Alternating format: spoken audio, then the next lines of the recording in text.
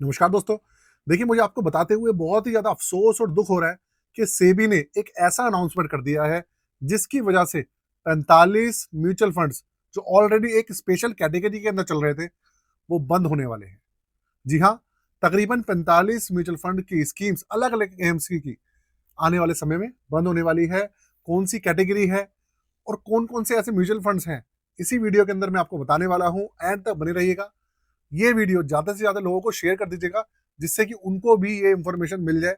साथ में वीडियो को लाइक करके चैनल को सब्सक्राइब ज़रूर कर दीजिएगा दोस्तों। शुरू करते हैं।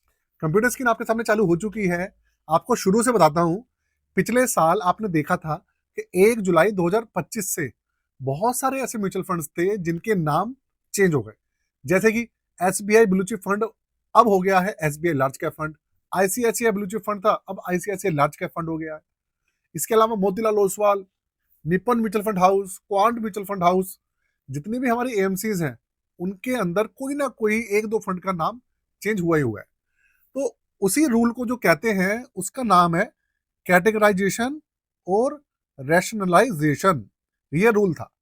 इस रूल के हिसाब से सेबी ने ये कहा था कि भाई, जो ऐसी स्कीम्स हैं जो कि बहुत ज्यादा ओवरलैपिंग कर रही हैं, जो कि आप समझ लीजिए एक ही मतलब जो उनका एलोकेशन है वो तो सेम है, लेकिन अलग अलग नाम से जो एएमसी है, उन्होंने बहुत सारी स्कीम्स लॉन्च कर रखी हैं। उन्होंने कहा था कि भाई, ऐसी स्कीम्स को एएमसी को तुरंत प्रभाव से बंद करना पड़ेगा या मर्ज करना पड़ेगा। और इसी वजह से बहुत सारी स्कीम्स के ऊपर इसका प्रभाव भी पड़ा और वो बंद भी हुई।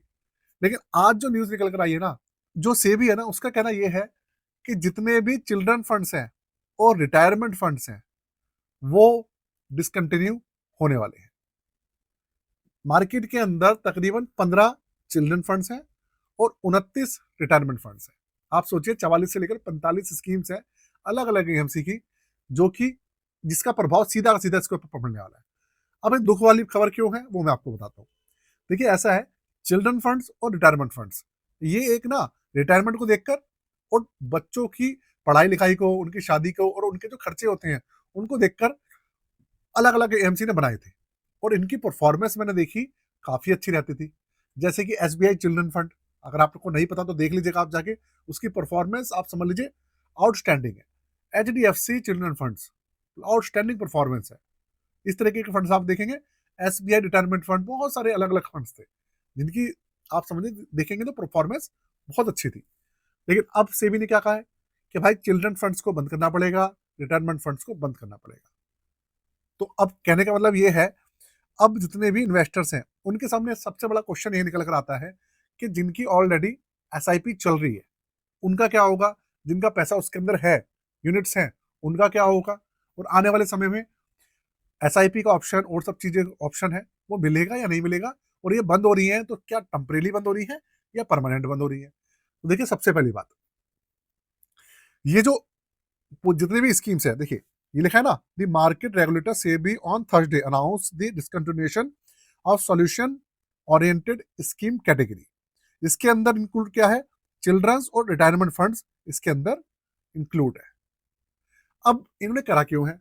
इन्होंने करा यूं है कि भाई, इनका सेबी का कहना यह है कि जो रिटायरमेंट फंड्स हैं और चिल्ड्रन फंड्स हैं, जो उनका एलोकेशन है, जो उनकी कैटेगरी है, ऑलरेडी सेम एएमसी के बहुत सारे ऐसे फंड्स हैं जिनके अंदर सेम एलोकेशन उन फंड्स के अंदर भी चल रहा है और चिल्ड्रन फंड के अंदर या रिटायरमेंट फंड के अंदर भी चल रहा है। तो सेबी ने यह कहा है कि ऐसे फंड्स को मर्ज करना पड़ेगा। मतलब एग्जाम्पल के लिए अगर हम बात करें, आप कोई सा भी चिल्ड्रन फंड ले लो। अगर कोई चिल्ड्रन फंड चल रहा है किसी भी एएमसी का, अच्छा परफॉर्म कर रहा है, अच्छा चल रहा है, और उसी एएमसी के अंदर कोई दूसरा फंड भी है जिसके अंदर एलोकेशन बिल्कुल लगभग लगभग सेम है, मतलब डेट कैटेगरी के अंदर, इक्विटी के अंदर, large cap, mid cap, small cap, सबके अंदर बिल्कुल सेम सी है, तो सेबी का कहना यह है जो चिल्ड्रन फंड है वो बंद हो जाएगा और उसका जो भी एयूएम है वो जाकर मर्ज हो जाएगा दूसरे वाले फंड में, जिसके अंदर पूरा का पूरा जो एलोकेशन है वो सेम है। दूसरी बात, सेबी ने कह दिया है फ्रेश इन्वेस्टमेंट, फ्रेश एसआईपी तुरंत प्रभाव से बंद है, मतलब कल से बंद हो चुकी है। अब नई एसआईपी और नया इन्वेस्टमेंट उसके अंदर नहीं होगा। नया आप उसके अंदर एसआईपी भी चालू नहीं कर पाएंगे, नया फोलियो भी आप जनरेट नहीं कर पाएंगे चिल्ड्रन फंड्स के अंदर और रिटायरमेंट फंड्स के अंदर। साथ में आप लोगों का जो पैसा उसके अंदर होगा, ऑलरेडी होगा, तो आपको आने वाले 6 महीने के अंदर मौका दिया जाएगा कि भाई आप उससे अगर रिडीम करना चाहें तो आप रिडीम कर पाएंगे। नहीं तो वो जो फंड्स ऑलरेडी मार्केट के अंदर चल रहे हैं, वो सेम कैटेगरी के जो होंगे उनके, जिनके एलोकेशन सेम होगी, उनके साथ जाके मर्ज हो जाएंगे। तो आपके यूनिट्स उस फंड के अंदर, मतलब वो जो नया फंड होगा उसके अंदर वो आपको वहां पर अलॉट हो जाएंगे, फंड का नाम चेंज हो जाएगा। लेकिन यार दुख की बात यह है ना कि एक्चुअल में बहुत सारे, मेरे को जो प्रॉब्लम है ना, जो मेरे को दुख है, वो है चिल्ड्रन फंड्स का। क्योंकि जो इन्वेस्टर है ना इंडिया का, बहुत गरीब आदमी ऐसे हैं, बहुत ऐसे लोग हैं जो कि चिल्ड्रन फंड को ना बच्चों की आप समझ लीजिए उनकी पढ़ाई लिखाई के लिए, उनके गोल के लिए ना, आप समझ लीजिए बहुत अच्छा समझते थे। लेकिन दुख की बात यह है, सेबी ने एक डिसीजन लिया जिसकी वजह से सारा का सारा उनकी जो इन्वेस्टमेंट उन्होंने कर रखी थी, सब पे पानी फिर गया। कोई 5 साल से कर रहा था, कोई 6 साल से कर रहा था, कोई 2 साल से कर रहा था, सबके ऊपर पानी फेर दिया एक बार में। भाई बहुत गलत डिसीजन है। अगर सेबी को करना ही था तो सेम कैटेगरी के जो दूसरे फंड चल रहे हैं उनको चिल्ड्रन फंड में मर्ज कर देती। भाई चिल्ड्रन फंड्स का और रिटायरमेंट फंड का ये जो कैटेगरी है बंद नहीं करते, लेकिन उन्होंने तो कैटेगरी ही बंद कर दी है। जो पुराने फंड्स है वो तो वो भी बंद, और नए फंड्स इशू नहीं होंगे। तो ये सब चीजें है दोस्तों। देखिए सिंपल लिखा है कि इसके अंदर under this segment will stop accepting fresh subscription with immediate effect. और सेबी ने एएमसी जितनी भी है उनको सीधा आदेश दे दिया है कि आपको अगले 6 महीने के अंदर इन फंड्स को मर्ज कर देना है। अगर आपके पास सेम कैटेगरी के फंड्स है तो मर्ज कर दो, नहीं तो भैया फंड ये बंद हो जाएंगे। कुल मिलाकर दोस्तों ये है कि जितने भी हमारे अब चिल्ड्रन फंड्स थे और रिटायरमेंट फंड्स थे वो बंद हो ही गए, आप समझ लीजिए एक तरीके से। अब जब बंद ही हो गए हैं, भले वो मर्ज हो जाए किसी के अंदर है, कुछ भी हो जाए, फंड तो जिस नाम से चल रहा था वो तो आपने तो उसके नाम पर उसकी कैटेगरी देखकर आपने उसके अंदर एसआईपी की थी ना। अब जब वो कैटेगरी ही खत्म हो गई, जब वो नाम ही खत्म हो गया, तो इन्वेस्टर उसके अंदर क्यों बनेगा? अपना पैसा निकाल लेगा उसके अंदर से, दूसरे फंड्स देखेगा। तो भाई इनका बहुत ज्यादा गलत डिसीजन है, जिसको सुनकर मेरे को बहुत ज्यादा अफसोस हुआ। आपका इसके अंदर बारे में क्या कहना है मुझे जरूर बताइएगा। अब आप कहेंगे कि तरुण भाई ऐसे कौन कौन से फंड्स हैं जो कि बंद होने वाले हैं स्पेशल रिटायरमेंट फंड के अंदर, चिल्ड्रन फंड्स के अंदर? तो देखिए वीडियो अगर मैं उनके नाम बताता, सारी डिटेल्स देता, तो बहुत लंबी वीडियो हो जाती। इसलिए अगर आप कहेंगे तो मैं पूरी की पूरी लिस्ट रिटायरमेंट फंड्स की और चिल्ड्रन फंड्स की आपके सामने पेश कर दूंगा। कौन कौन से एएमसी के 45 फंड्स हैं, ऐसे 44 या 45 जितने भी फंड हैं मार्केट के अंदर चल रहे हैं, पूरी लिस्ट आपको मिल जाएगी। तो आपको पता चल जाएगा और आपको ईजी हो जाएगा समझने में कि आपको करना क्या है।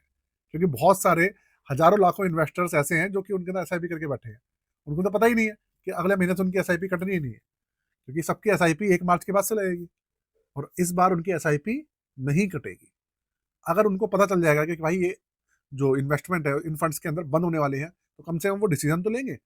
भले ही वो मर्ज होने का इंतजार करें या अपने एसआईपी पॉज करें या फिर रिडीम करें, कुछ भी करें, वो इन्वेस्टर का अपना डिसीजन है। मान लीजिए किसी ने बच्चे के लिए अपना एसआईपी चला रखी थी और अगर वो फंड डिसकंटिन्यू हो रहा है तो वो अपना पैसा कहीं ऊपर और किसी और फंड के अंदर शिफ्ट कर देगा या कुछ भी करेगा, कोई डिसीजन तो लेगा ना वो। तो अगर आप कहेंगे तो मैं आपके लिए वो वीडियो बना दूंगा दोस्तों, कमेंट जरूर कर दीजिएगा।